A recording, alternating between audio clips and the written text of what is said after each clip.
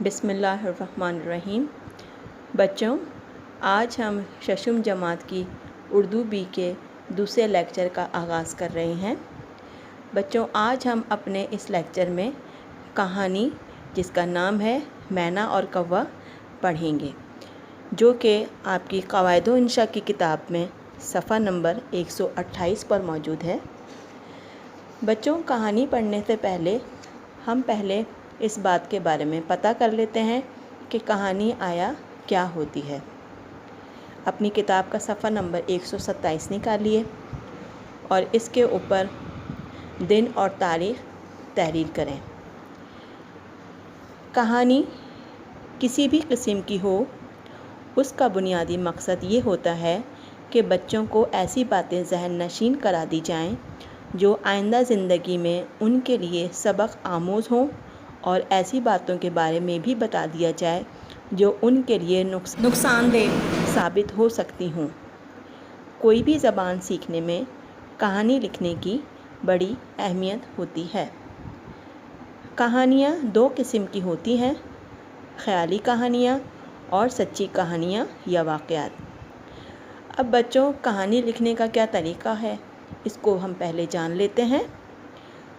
اخلاقی اور سبق آموز کہانیاں بچوں کے کردار بنانے میں ایک اہم حصہ ادا کرتی ہیں۔ کہانی لکھنا ایک فن ہے جس کے کچھ اصول ہیں جو درج ذیل میں دیے جا رہے ہیں۔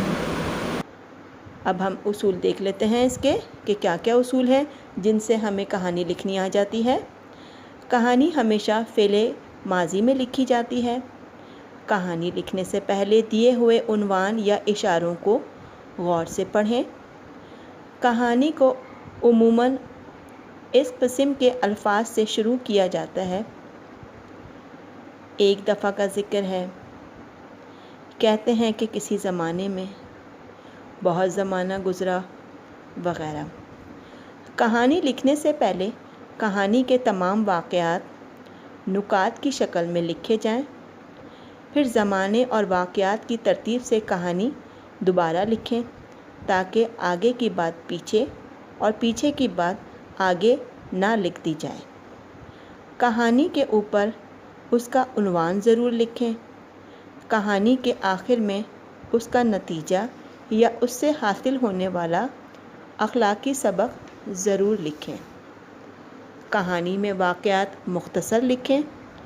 بعض دفعہ کہانی لکھنے کے لیے چند اشارات دیے جاتے ہیں۔